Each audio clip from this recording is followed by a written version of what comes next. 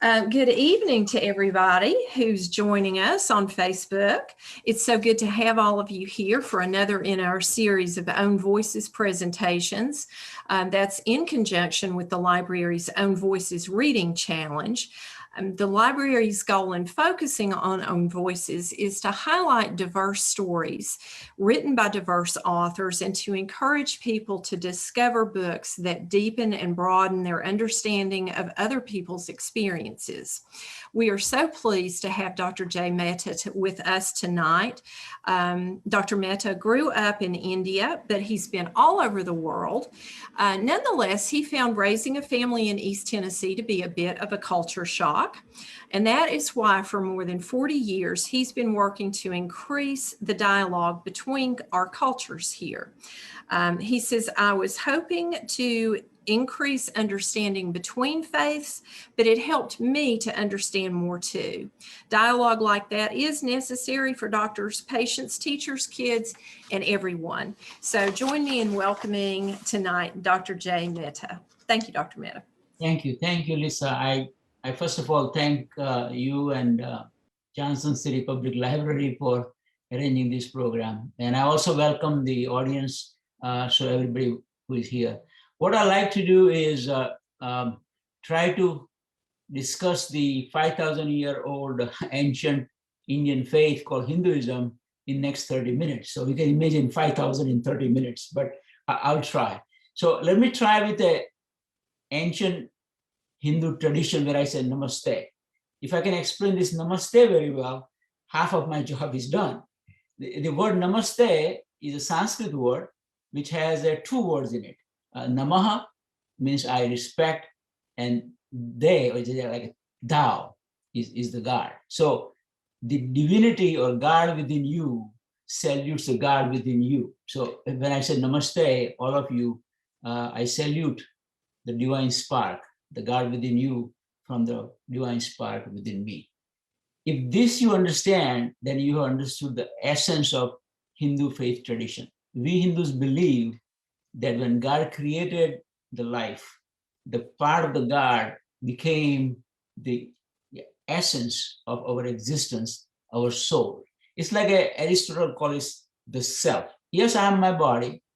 Yes, I am my mind, but my true nature is the spirit or the divine spark called Atman. Sanskrit word is Atman. Atman means the true divine being. And this divine being is immortal, eternal, and part of the divine supreme. So the real question is, if the God is within me, why do I have anxiety? Why do I have depression? Why do I get angry? And let me start with a nice story, okay? I want to tell you a beautiful story. Once upon a time, there was a king, in the ancient Indian story, and he went for hunting. And along with him, he took 10 soldiers to go in a forest to do the hunting. As the mighty king was hunting in the forest, it was a hot, muggy day, and he couldn't find anything to hunt. No lion, no tiger, had an unlucky day. Finally, he came across a beautiful lake, a quiet, serene lake. And the king was tired, sweating. So he went to the lake and washed his hands and tried to drink the water. As he was doing that, his precious royal ring came out of his hand and fell in the water. When he came out, he realized that he has lost his royal ring, very precious, expensive diamond. So as soon as he realized, he became angry. He became mad. So he asked his soldiers to jump in the lake and find his ring as soon as possible. So guess what happened? The nice, tranquil pond became muddy. These 10 soldiers with horses going through the small pond or lake, trying to find a tiny ring. They couldn't find it. Fortunately, a yogi or a wise man was going by, and he says, "Your Majesty, can I help you?" And the king says, "Sure." He was reluctant, but he said, "Okay, I'll take your help." The yogi said, the wise man said, "One condition. Your Majesty, you go half a mile away, take a nap under a tree, and I'll try to find you your reign. So when the king did that, and he ordered all his 10 horsemen out of the lake, and they took a nap a couple of half a mile away from the pond. Few hours later, guess what? The lake became calm, tranquil again. So the wise men went near the lake where the king was washing his face and had lost the ring, and just gently moved the sand around, and in the dirt, he found his shiny object. He picked up that object and slowly took it out and took it to the king and said, "Your Majesty, here is your diamond ring." Actually, the story ends here. But here's a deeper message. Our mind is like that lake. And our thoughts, our anger, our greed, our lust, our ignorance, our prejudices, they're like horses with a lot of thoughts. And when they enter our mind, the water gets muddy. So we cannot see our essential nature, which is divine, which is Atman, which is the pure self. Aristotle calls it a divine self. So that is what Hinduism is. Hinduism is the search to control the mind so that you can see your true reflection in your own mind. With that introduction, let me start first slide. See, India also is very colorful. You can see the Ganesha, our god of beginning, and look at this lady with beautiful sari. And you can see the temple. Now, Hindus believe in temple worship, but interesting part about Hinduism is we could have God at home.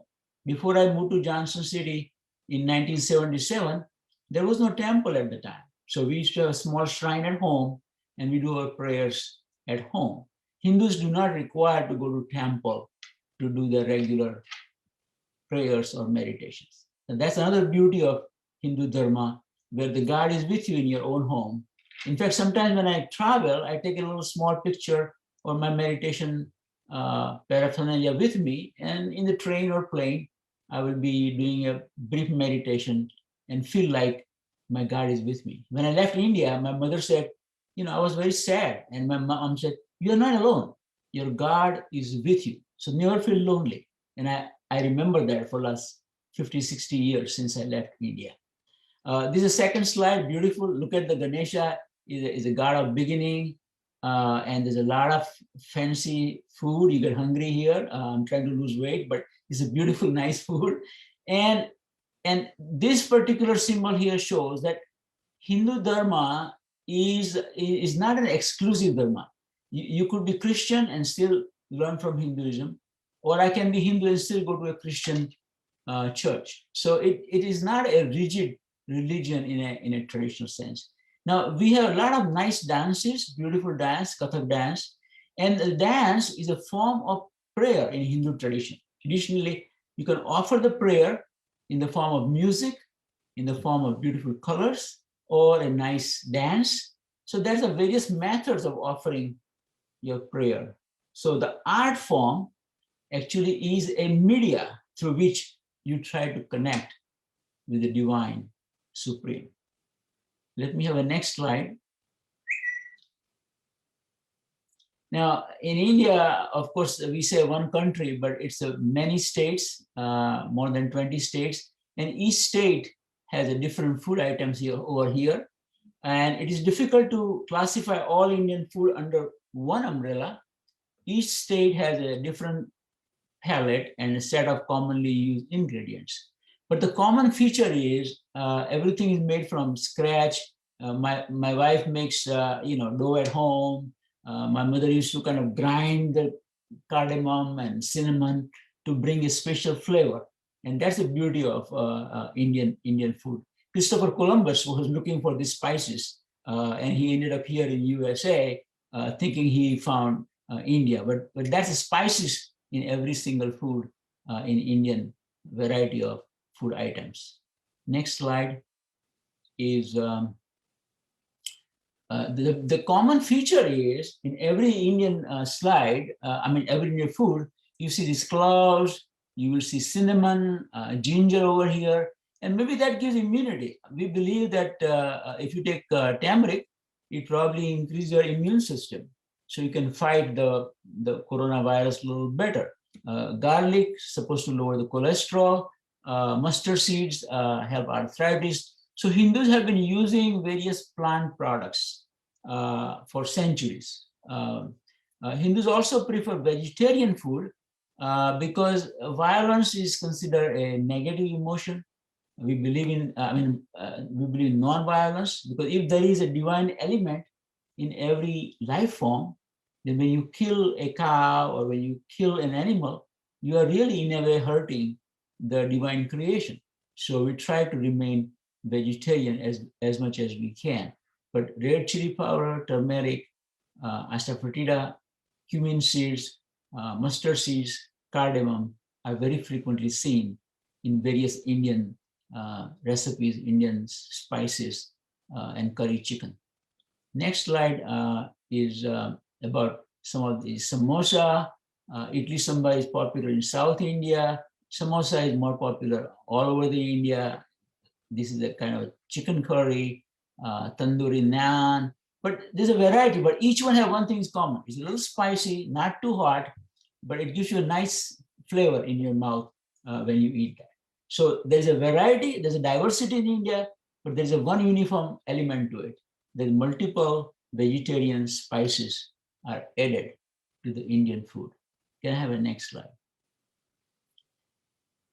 Now look at this beautiful cloth. And this is the time for me to remind myself when I first came in Johnson City, approximately 1977, long time ago, there were only 6 or 7 families.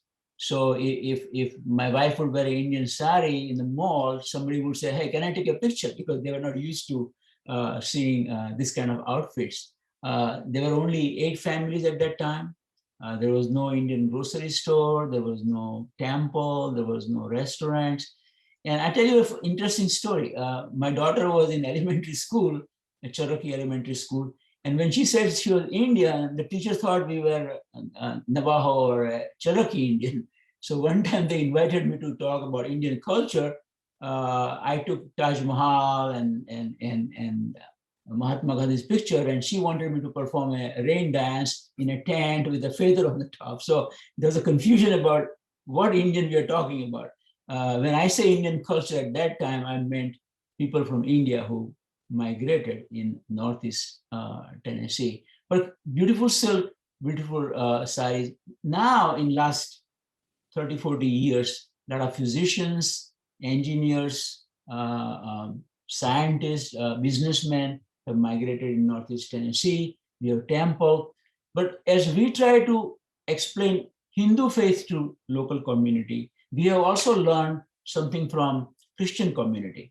And in fact, we have kind of a new metamorphosis or new variant of a mutation of Hinduism. I call a Hindu-Christian mutation in East Tennessee, where you see our new generation is combining more monotheistic approach of Christianity in day-to-day Hindu practices. Can I have a next slide? And of course, Indian women have these beautiful colors. This is called lehenga, they're bright. In India, the hot climate, so these loose clothes are more comfortable. The saris are difficult to wrap around, but there's an art to it. Look, she dresses such a nicely, and of course, this is more comfortable, more modern outfit where you can, if you want to run and catch a bus, I guess it would be hard in this outfit, but it would be easy in a modern outfit. But beautiful colors, nice designs, and that's the beauty of Indian outfits. Can I have a next slide? And men also do not mind wearing colorful clothes, but look at the evolution. This was more like a royal outfit, and this is more modern outfit, where people can be more versatile. In Bombay, people are taking train, so they want to wear something they can run fast. Here it is very hard to run fast if you're wearing this kind of outfit, and this is more fancy for wedding ceremony or a special occasion. This is silk, sometimes hand embroidery, beautiful, beautiful costumes. I have a next slide, please. Now, we have Indian community in East Tennessee, and we are happy to be here. In 1977, there were only 6 or 7 families from India, and the children had trouble finding the Indian culture, ritual, and traditions. Good news is we now have about 250 families, and there are Sunday school teachers. Some of the rituals are performed. We not only use the images, we sometimes use the fire as a ritual or a worship. And the priest will chant, our Bhavesh Joshi would be chanting some ancient Vedic mantra. Now, interesting thing is, even today, the Sanskrit verses that we use are 5,000 years old. It's an oral tradition where a teacher teaches his disciple, he memorizes, then he transfers to his student. So even without the art of printing came about, these ancient verses, when I got married, the verses that were used, the rituals that were performed were exactly same that were used in India 3,000 years ago. That's because they were memorizing it and transmitting from one generation to another generation. Our young kids are enjoying some of the activity in our new temple in Kingsport. And these are various activity, prayers, various festivals, various rituals, and these are the pictures. One of the biggest festivals is Diwali, the festival of light, where we candle the light and pray that lead us from darkness to light. Tamasoma Jyotirgamaya. From ignorance, lead us to knowledge. And Johnson City Public Library is doing exactly that. Lead us from darkness to light, from ignorance to knowledge, from mortality to immortality. That's our standard starting prayer every time we perform a ritual. Can I have a next slide? Now, let's look at this video. Amisha grew up in Johnson City, and we thank her for sharing her experience. So can I go ahead and start her video now? Let me just do that. Hi all and everyone at the Johnson City Public Library. My name is Amisha Aggrawal, and it's wonderful to be able to speak with you all today, even if it's through this video capacity. I'm so thankful to Dr. J Mehta and Amani Patel for inviting me to speak about my experiences as a Hindu Indian American. I'm so honored. I want to begin by talking a little bit about my personal experience growing up. Both my parents are immigrants. My dad is from Nepal and my mom is from India, and they both came from very devout families. So we are Hindu, and I grew up going to our temple in Kingsport or worshiping in our own home. I will say though, as a kid, I was never devoutly religious. I think I just didn't fully understand my religion, and on top of that, living in the rural South, especially in the Bible Belt, came with a lot of challenges. Many of which I would say kind of pushed me away from my culture and religion for a long time. For example, the cultural clash here is extremely prominent. I dealt with a lot of misconceptions about my religion, whether it was being taught in school that we're polytheistic when we are actually monotheistic. As Hindus, we believe in one supreme being who can take many forms because we all see God a little bit differently. And it wasn't just misconceptions. I also faced some ignorance, whether it was bringing my food to school and being told that it smelled or that I was destined for hell. Those were all things that I kind of dealt with. And while I don't blame or hold grudges against the people who have said these things, I still let those incidents kind of turn me away from my culture and religion for a long time. I do have to say though, I'm almost thankful for these experiences and this period in my childhood, because as I've grown and as I've begun to ask questions and understand the doctrine behind my religion and the values behind my culture, I feel proud of the foundation that's defined me. I think that without those experiences, I would never have fully realized the value of my connection with religion and culture. Before, I felt as though I kind of went through the motions of holidays and traditions.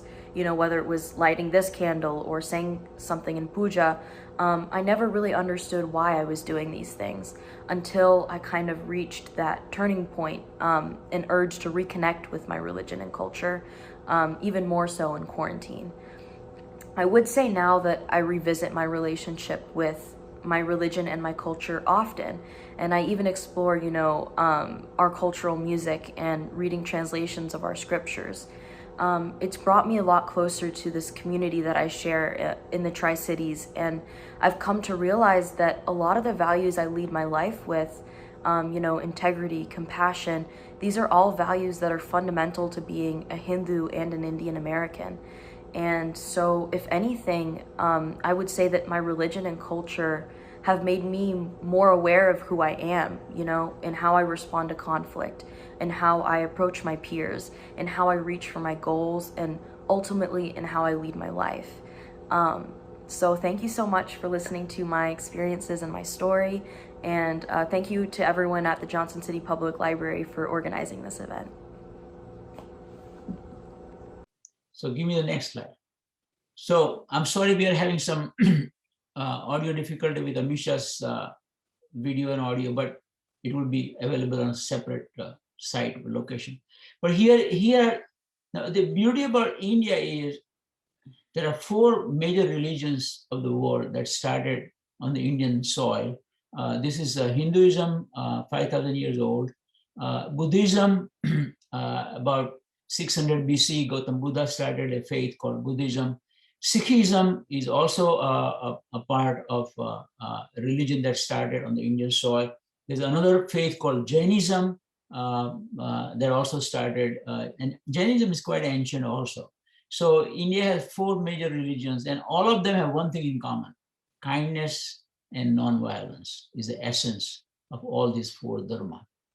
Next slide, please.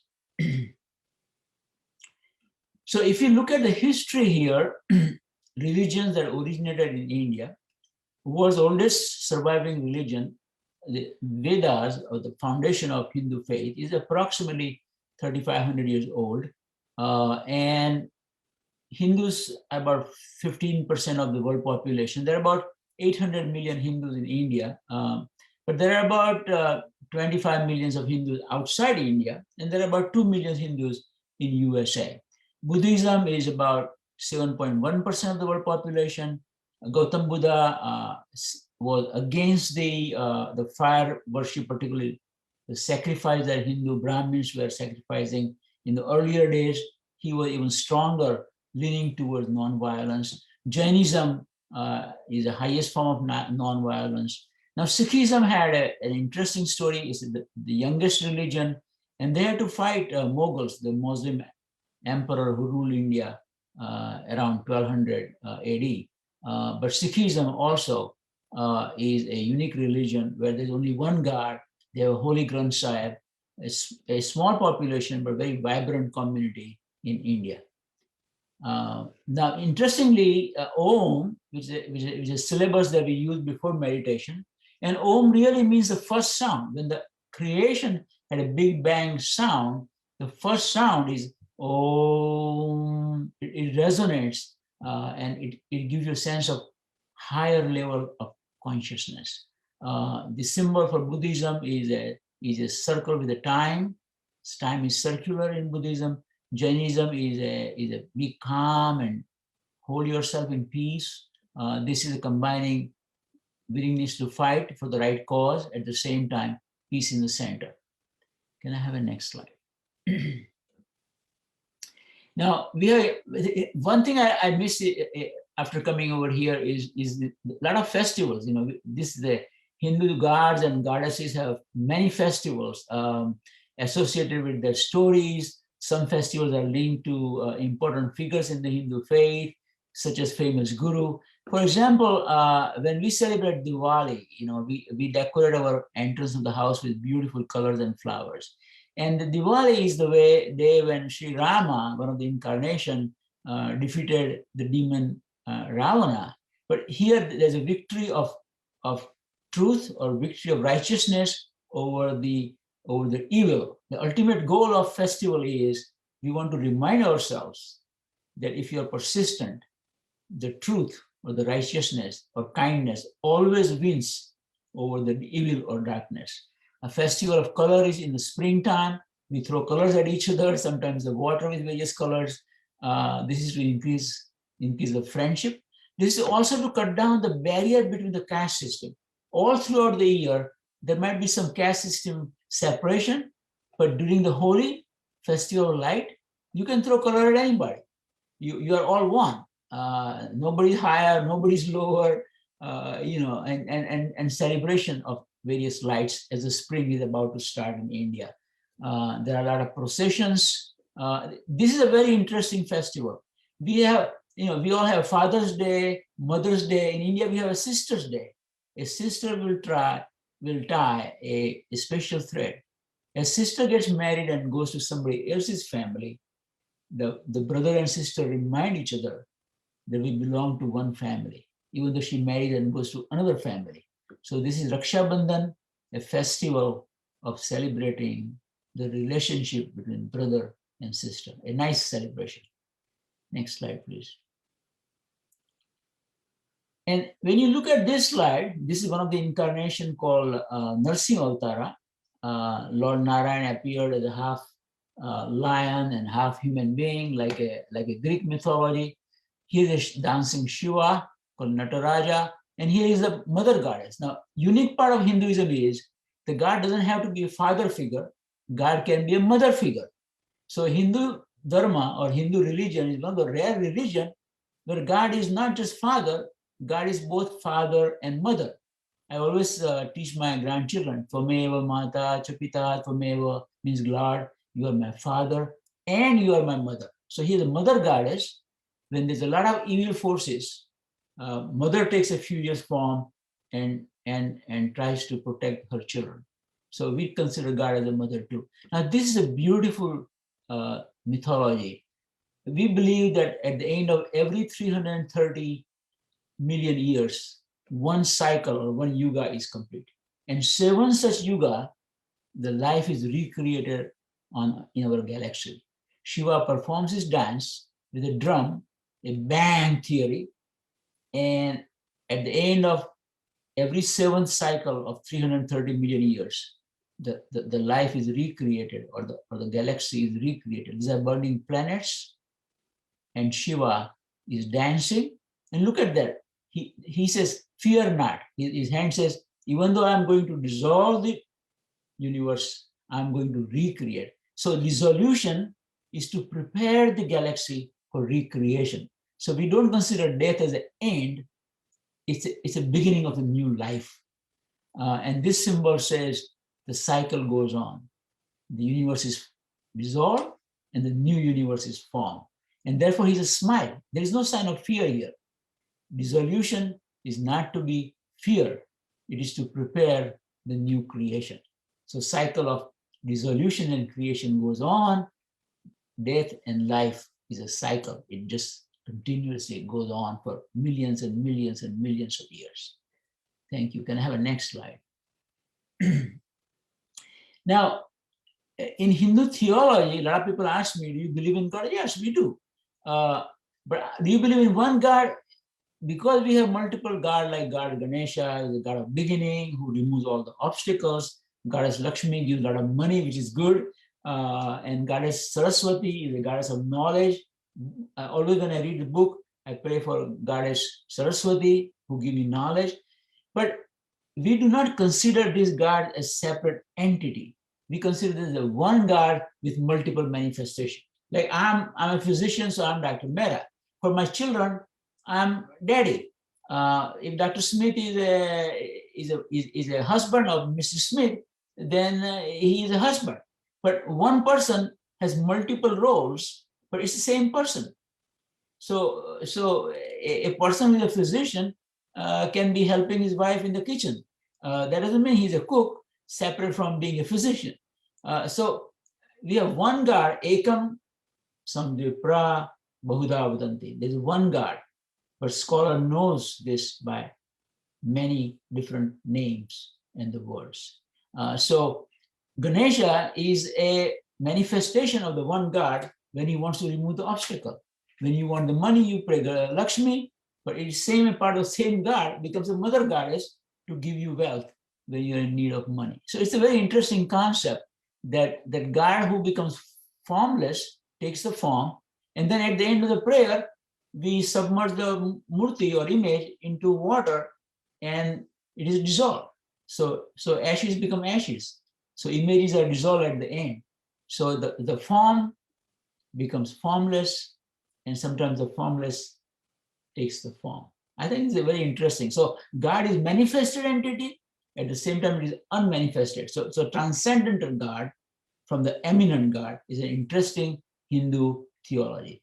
Another concept is dualism and non-dualism.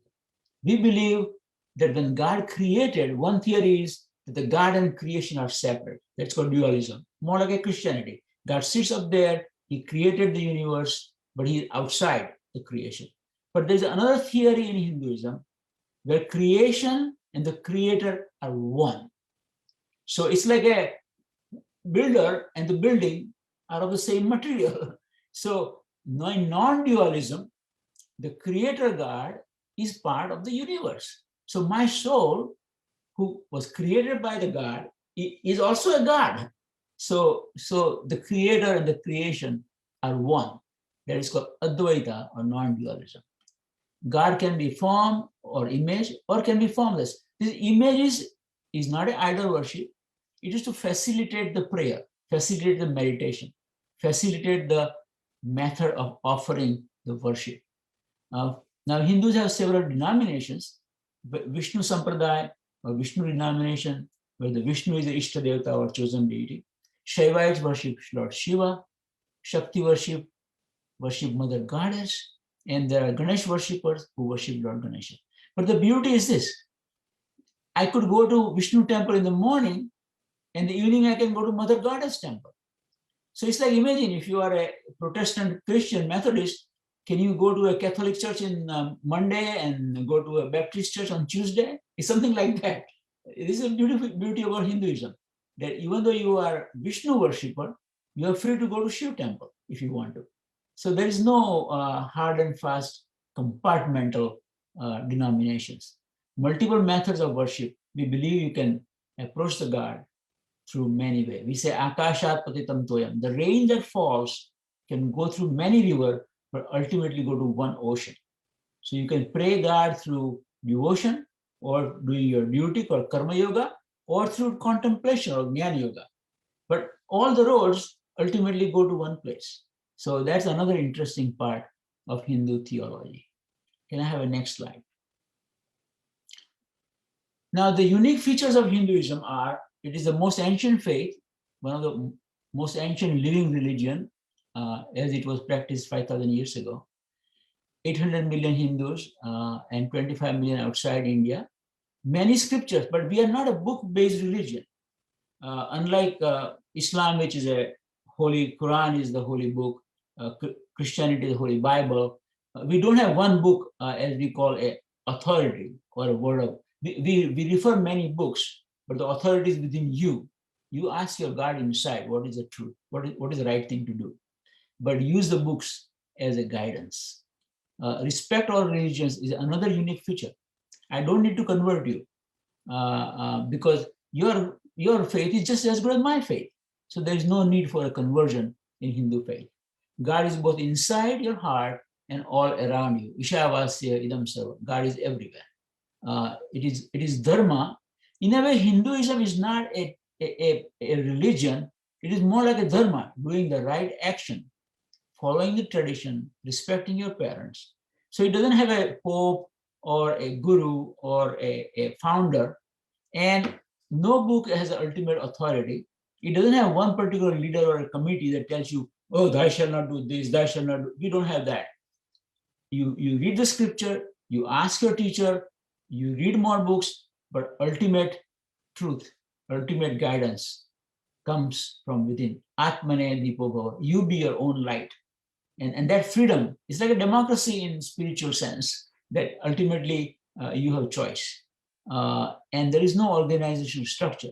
This hurts Hinduism because A lot of Hindus get converted because no organization stand up and says, hey, you cannot do that. It's the individual's choice. And that's the beauty of Hindu Dharma. Can I have a next slide? Now, I've been using word dharma rather than religion because Hinduism does not have a formal structure that are called religion. So I use the word dharma. And what is dharma?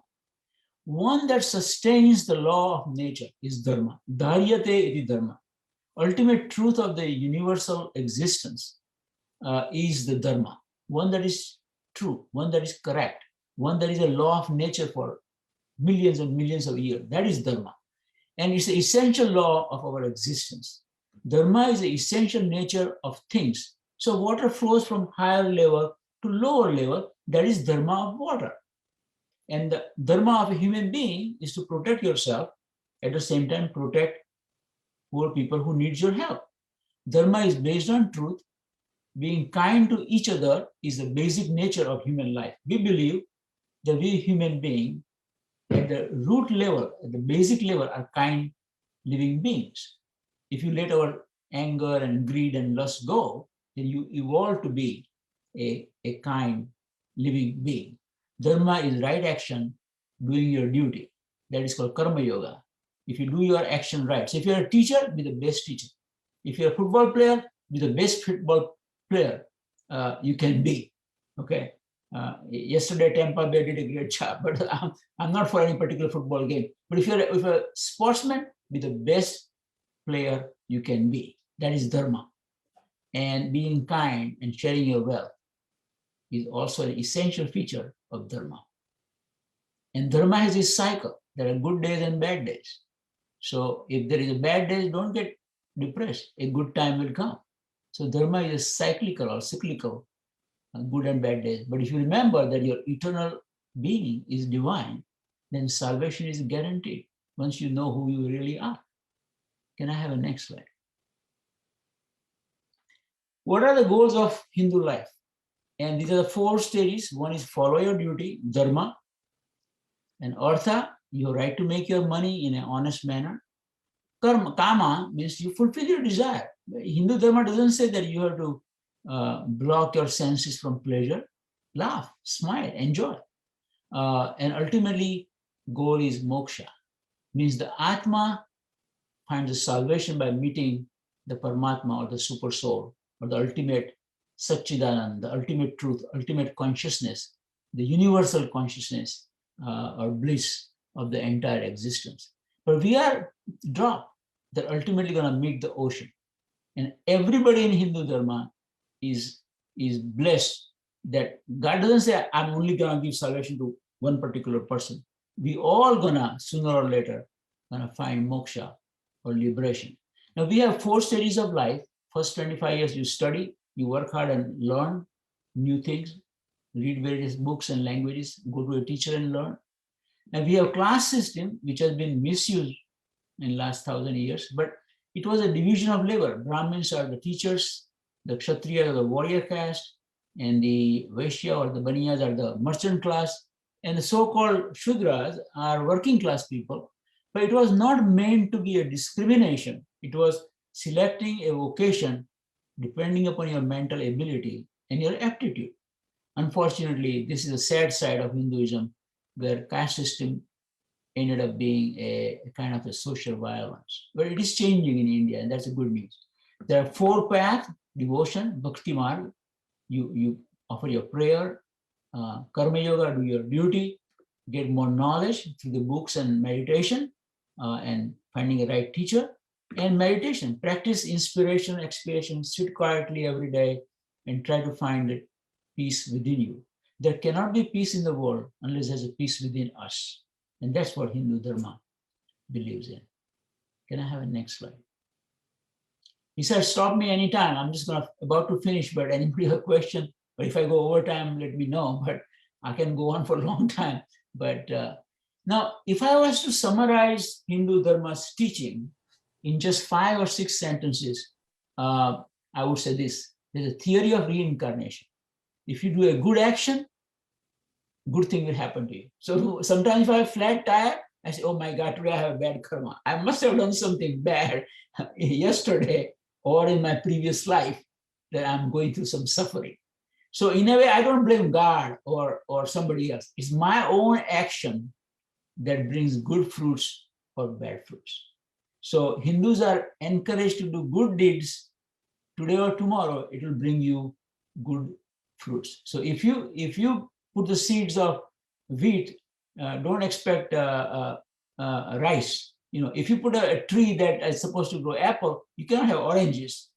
You seed good things, that's what the fruits of the tree will give it to you. So we believe in theory of karma. Right action gives you next life or reincarnation according to your action or your charity or your kindness. The essential are these 5 or 6. Speak truth. And speak truth has 3 components. Satyam vada, madhuram vada, ritam vada. Means speak truth, but say it in kind words. You don't have to say truth in harsh words. And the third component is speak only when appropriate.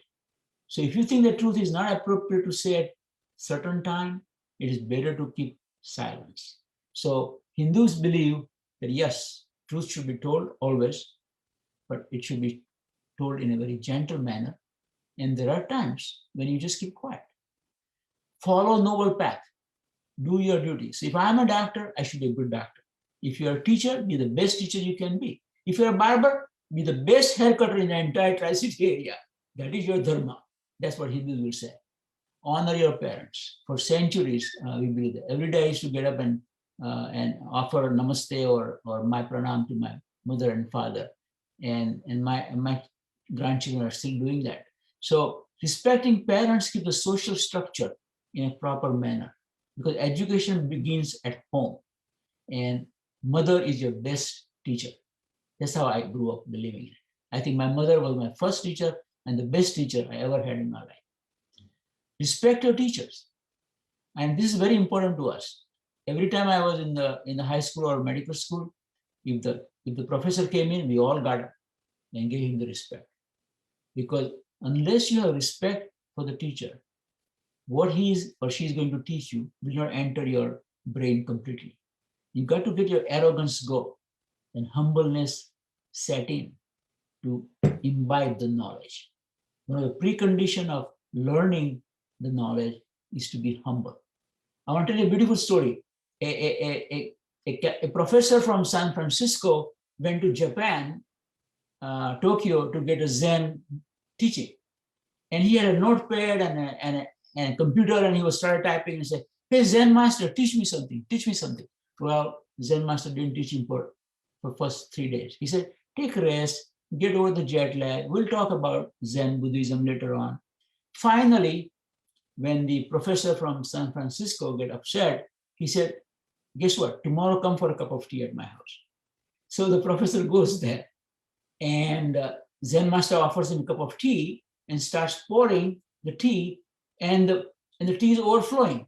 It pours from the cup into the saucer and the floor. And the professor said, "Oh, this is too much, too much. You can't pour more when my cup is full." And the Zen master smiled and said, "That's what I've been telling you for the last 4 days. Unless you empty your cup, I cannot put new knowledge. Getting new knowledge is easy, but getting rid of the old to empty your cup is very difficult. In order to learn new things, you should be willing to discard the old one and make room in the cup for new coffee or new tea. And that only comes when you are willing to let the ego go and the respect for the teacher come in. And that's the essential teaching of Hindu Dharma. Keep your mind open to learn. So I'm a Hindu, but I go to Christian churches and I have learned a lot from teaching of Jesus Christ. I still read Matthews and a Sermon on the Mountain still gives me tears in my eyes. Excellent teaching of Jesus Christ. And by learning Christianity, I don't give up my Hinduism. I'm a Hindu Christian. And I believe that a Christian will become a better Christian if he would read Bhagavad-Gita, our holy scripture. A Muslim will become a better Muslim if he would listen to some of the Hindu teaching. And vice versa. A Hindu will become a better Hindu if he learns from other faith. So that's what I believe in. Share your wealth with your community. Whether it's knowledge money, a house, extra clothes, sharing with the community is the foundation of any community, anywhere, whether it's Tri-City or big city like New York. Can I have a next slide? I'm about to give you a quote from our popular book called Bhagavad-Gita. It's a part of a great epic called Mahabharata. And I think this is a beautiful translation. Who sees his Lord within every creature, deathlessly dwelling amidst the mortal, that man truly sees. Who sees the separate lives of all the creatures, united in the Brahman, brought forth from the Brahman, himself finds the Brahman. If you find God everywhere around you, you will find God within you. Or start from the other way. If you have God within you, you start seeing God in others. So I think that's a beautiful teaching. This is a picture of Arjuna who was about to fight and he got a panic attack, and Krishna is teaching him that remember, the Atman or the soul within is immortal. Don't be afraid. Even if you lose the battle or be in the battle, you are not going to die. Your body is going to die. Your mind may die, but the inner divine soul is immortal. Can I have a next slide? And it's probably the last slide, probably. But once again, namaste. Most people say namaste. So God within me salutes the God within you. I can go on for a long time, but if you have any questions, I'll be happy to answer any questions. I can talk more about Hindu scriptures, festivals, but in summary, I want to say three things. One is we are very thankful as an Indian community that East Tennessee gave us a place to grow. From 7 families, we have 250 families. But this Indian community is also contributing. My gastroenterologist is Dr. Goenka, excellent GI specialist. There are a lot of physicians from India who are serving during coronavirus time. There are engineers, motel owners. So they are tax-paying, productive citizens who are contributing to the community. So that's one part. The second part is our young generation is almost like a mutation of Hindu Dharma and the existing majority religion, Christianity. So I'm very carefully watching how they are evolving. We want to teach them our faith, at the same time let them learn from the dominant faith of East Tennessee. So that's where I think we are going, and I hope this growth continues, where we not have a melting pot. I call it a salad, where you don't lose your cultural identity. If you have a soup, then the carrot is no longer carrot. The tomato completely melts away, or beans are no more beans. But if you have a salad, you still retain the color and the shape. So it's a melting salad bowl than a melting soup bowl, so to speak. But I'm going to stop here unless you have any questions. This beautiful artwork, if you ever go to India, this is just one segment of a temple, but look at each corner has been hand carving on each part of the temple, because we consider temple as a house of God, where there should be art, there should be color, there should be humility and joy. When you offer your prayer, your heart should be full of joy and love. And that is the essence of Hindu faith tradition. These are ladies going to the temple to offer prayer. These are various variety of foods. We have Indian restaurant now in Johnson City, Indian grocery store. But of course, unless you are used to spicy food, be careful. You may have to drink more water. But in summary, I would like to say thank you very much to Johnson City Public Library. Lisa Williams, thank you very much for helping me with the slides. But I'm open to any questions. And thank you once again for giving me an opportunity to meet you all.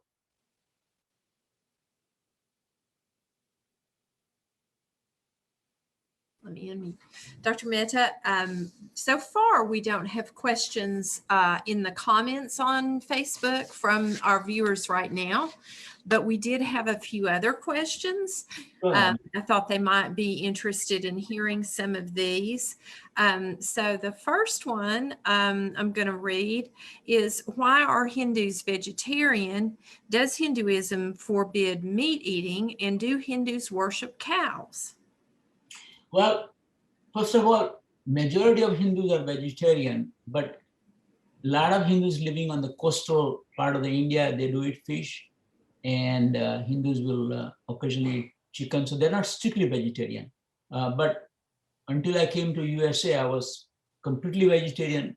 Here also, very rarely I would use eggs or fish or chicken, but most of my food is vegetarian food, because I don't want my stomach to be a graveyard of animals' meat, because every time you kill an animal, you are creating anxiety and violence. And I want to have my good karma. So next birth I might be a cow. I don't want someone to slaughter me. So I want to be kind to even animal life, because God has created animals too. So we respect life.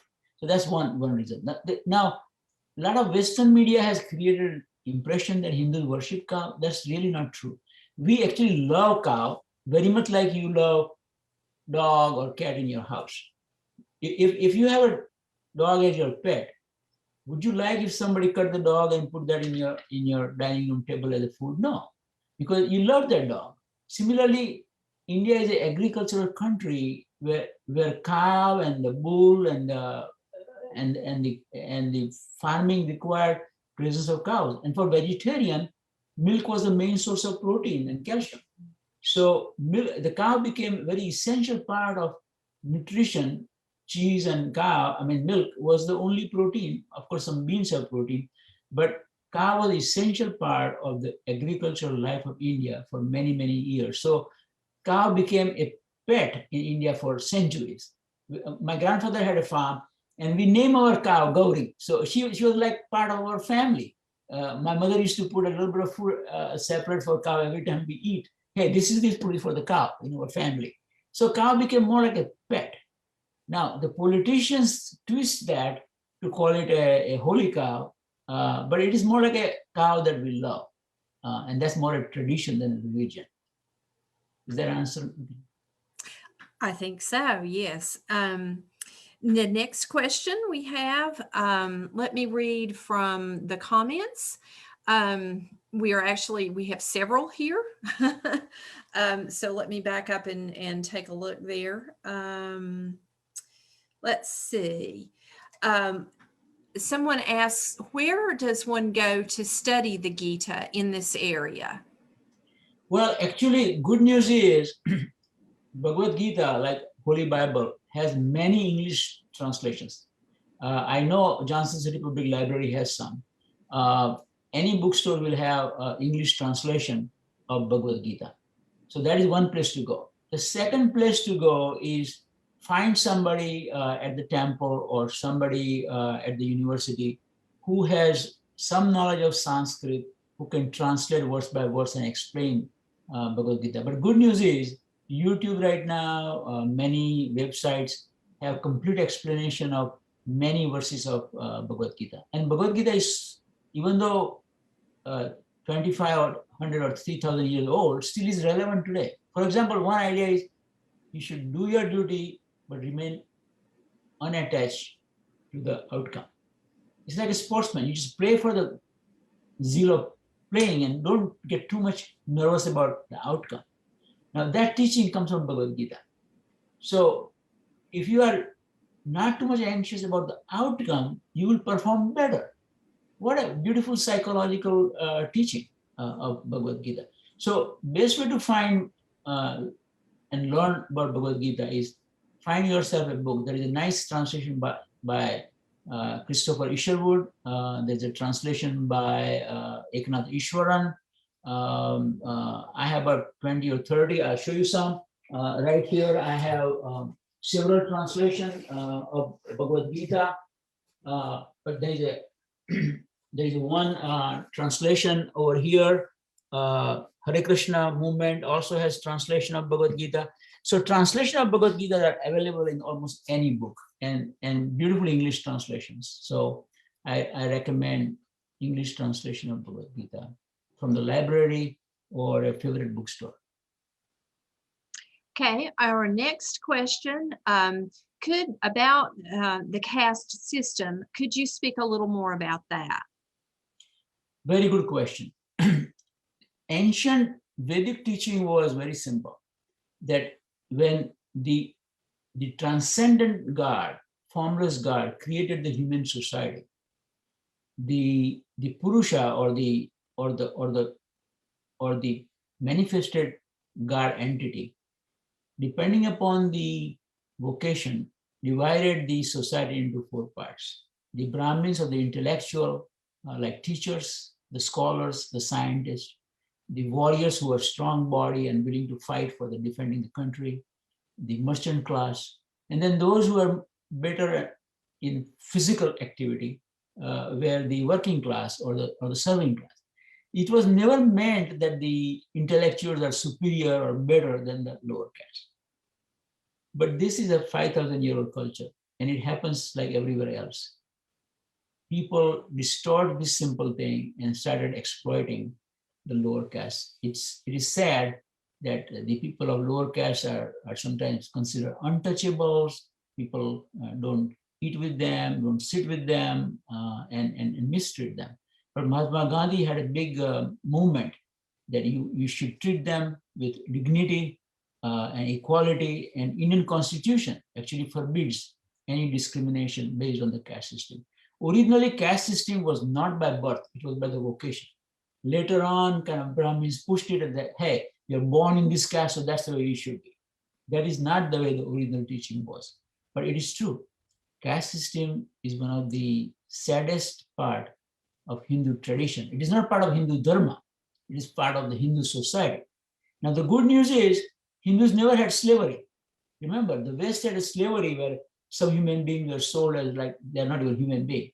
Even the lower caste people were treated as human beings in India, but they were considered as less intelligent, and therefore they were not allowed to study the higher education, and they were allowed to be working in the field more.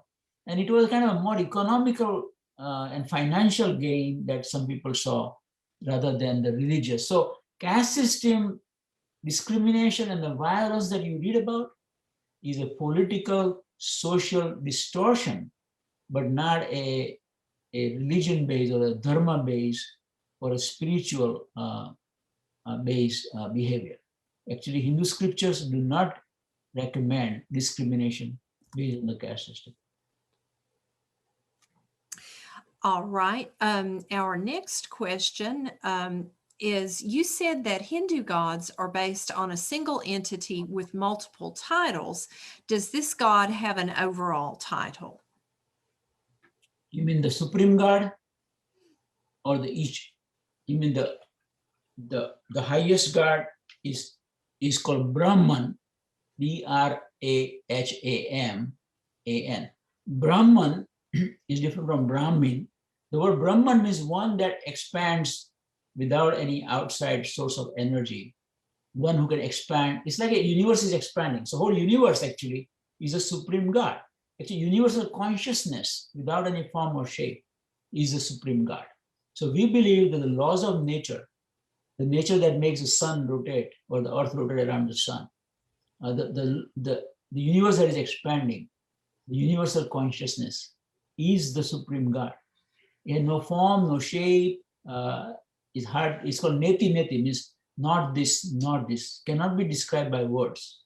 It is only you can experience his love and kindness in your heart. So that's a supreme God. It is sometimes called in Sanskrit Paramatma, means Param means supreme, Atma means soul, supreme self. That's what it is called. But then for ordinary human being like me, it is hard to comprehend the whole ocean.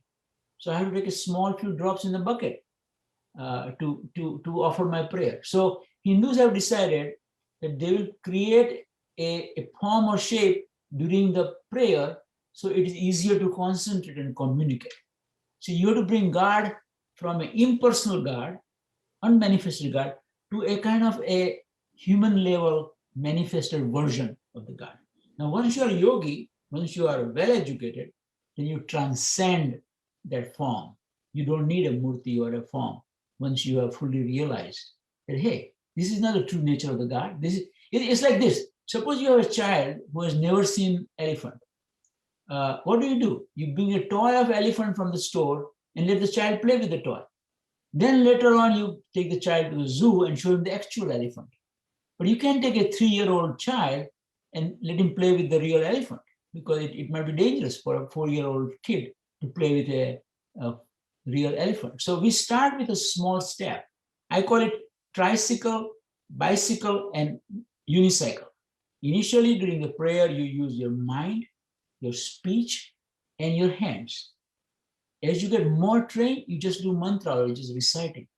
Om Shanti, Shanti, Shanti. I'm not using my hands. Now I'm on bicycle. My mind and my speech is offering the prayer. The time comes when I'm just quietly sitting and offering my prayer without using any words at all. So this is a stage. First I use the image, then let the image go. And therefore, multiple forms of the image, depending upon your aptitude. So when I get sick, I call Mother Goddess, Shakti, I call Durga, because she's my mother. And when I'm very sick, where do you go? I want my mother to help me. And when I want to build a new house or buy a new Lexus, now I don't have a Lexus anymore, but then I go, Goddess Lakshmi, hey, I need some money. So Hindus kind of improvise their God idea depending upon the circumstances and individual aptitude.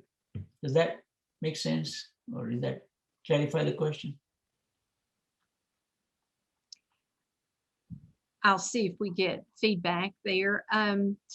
Another question, from Hindus' perspective, how would one understand individuals or a community with a Christian belief essentially, but incorporate significant Hindu praxis, i.e. Gayatri? I'm not sure if I'm pronouncing that correctly, but.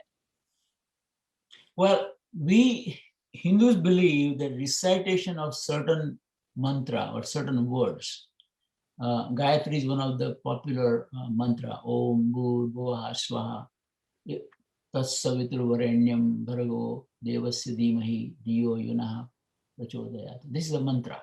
The prayer says that, O Lord, as bright as 1,000 sun, take me from darkness to light. Give more intellect to my brain so I can open up to understand new things. That's what the mantra says.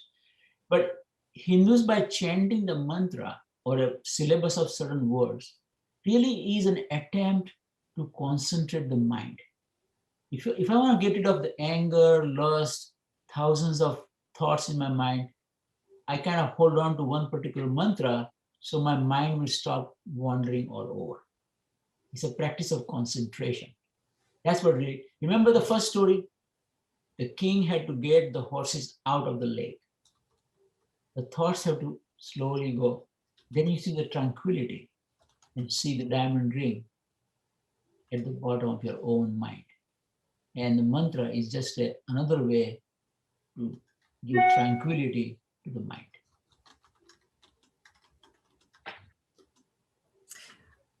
Okay.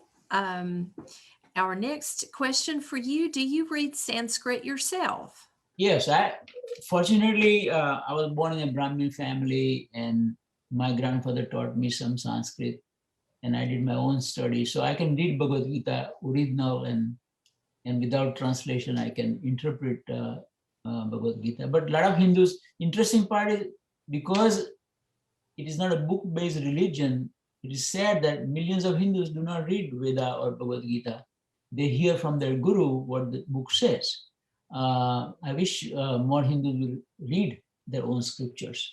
I'm fortunate that I can read and understand Sanskrit, but there are times when I have to refer to the dictionary or go to library and look it up, or sometimes call somebody more learned in Sanskrit language to interpret a particular verse. Because Sanskrit teaching is a more poetic form called Anushtup Chanda. It is more like a musical form.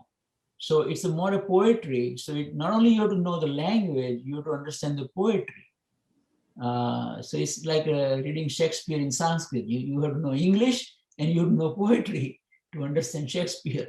Similarly, Sanskrit reading is not just a language, understanding the multiple meaning of poetry. For example, for water alone, it's called pani or jal in Sanskrit. There are 42 words that describe water in Sanskrit language. But one word might be referring to flowing water. One word might be meaning a very calm, cool, nice water.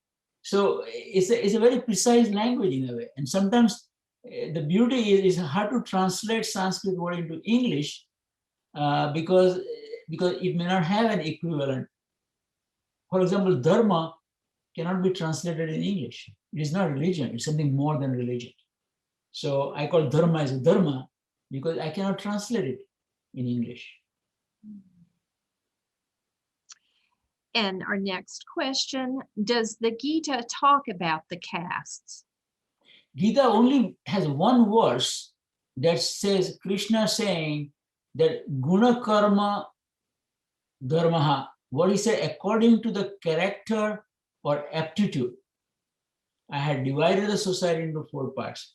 And it clearly mentions that it was based on the aptitude of a person. So it is not by birth. Bhagavad-Gita is very clear. Many Hindus believe that the caste system you are born in, that's your caste system. That's not what Bhagavad-Gita says. Bhagavad-Gita at one place says that a person's attitude towards life depends upon what caste he is, but there he refers to his aptitude and his vocation. So Bhagavad-Gita's one verse is really referring to the aptitude and the quality and the preference of a person and not a caste system by birth.